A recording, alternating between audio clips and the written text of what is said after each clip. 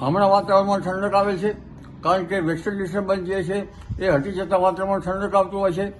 આમ છતાં એક પછી એક વેસ્ટર્ન ડિસ્ટર્બન્સ માર્ચ એપ્રિલમાં આવ્યા કરશે અને ઠંડીમાં વધઘટ રહેવાની શક્યતા રહેશે.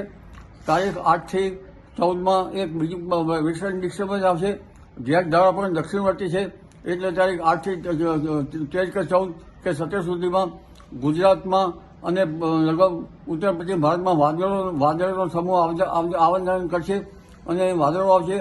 અરબ સાગરનો ભેજ પણ આવશે અને અરબી સમુદ્રમાં તારીખ 13-14 એક સર્ક્યુલેશન બનશે. એટલે હવે ધીરે ધીરે માર્ચ માસમાં પણ લગભગ એક પછી એક વેસ્ટર્ન ડિસ્ટર્બન્સ આવશે. પણ ગરમી અંગે જોવા જઈએ તો તારીખ 8 માર્ચથી ગરમી વધશે, જેમાં ઉત્તર ગુજરાતના ભાગોમાં મહત્તમ તાપમાન લગભગ 17 થી 38 ડિગ્રી સેલ્સિયસ જેવું થવાની શક્યતા રહેશે.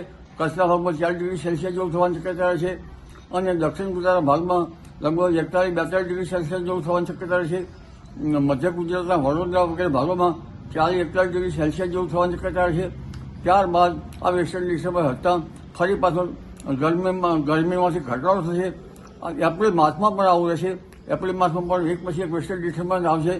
એટલે આ વખતે કાઢળ ગરમી પડવાની શક્યતા હોવા છતાં વચ્ચે ગરમીમાં વધઘટ પણ થતી રહેશે.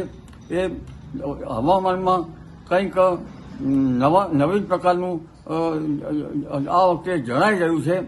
અને ચોમાસા અંગે જોવા જઈએ તો આ ચોમાસું વેસ્ટર્ન ડિસ્ટર્બન્સ નબળા આવ્યા છે, એટલે હવે આ ચોમાસા અંગે લગભગ ઇન્ડિયન ઓશન ડાયપોલ અને દક્ષિણ ગોળાર્ધનું હવામાન કેવું રહેશે તેના પર આધાર રહેશે.